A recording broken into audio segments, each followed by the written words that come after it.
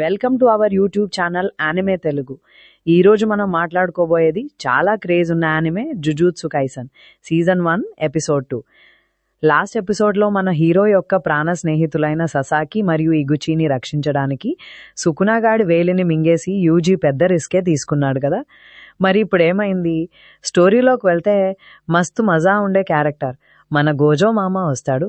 పేరుకి మామ అయినా దొరకని దొరగారు, వరల్డ్లోనే టాప్ సార్సరర్, మన మెగుమిగాడికి టీచర్ కూడా. గోజో వచ్చి యూజీని సుకునాగాడిని 10 సెకండ్లు బయటికి రమ్మను, నువ్వు కంట్రోల్ చేయగలవా లేదా అని నేను టెస్ట్ చేస్తా అని సరదాగా అంటాడు. సుకునాగాడు బయటకు వచ్చి రాగానే ఏదో పీకుదాం అనుకుంటాడు, కానీ అంతలోనే గోజో మామ వాడికి చుక్కలు చూపిస్తాడు. సరిగ్గా 10 సెకండ్లు అవ్వగానే యూజీ మళ్ళీ సుకునాగాడిని కంట్రోల్లోకి తీసుకుంటాడు. అంతే, మన గోజో మామ ఫిదా.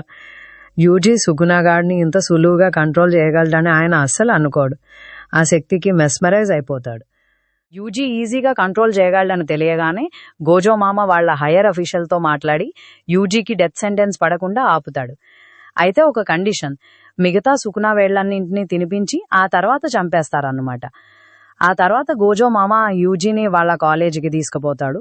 అక్కడ ప్రిన్సిపల్ ఒక విచిత్రమైన టెస్ట్ పెడతాడు, పప్పెట్తో ఫైట్ చేయిస్తాడు.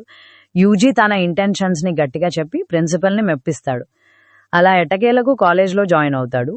అక్కడ మన గోజో మామ యూజీని మెగుమి పక్క రూమ్లోనే పడేస్తాడు.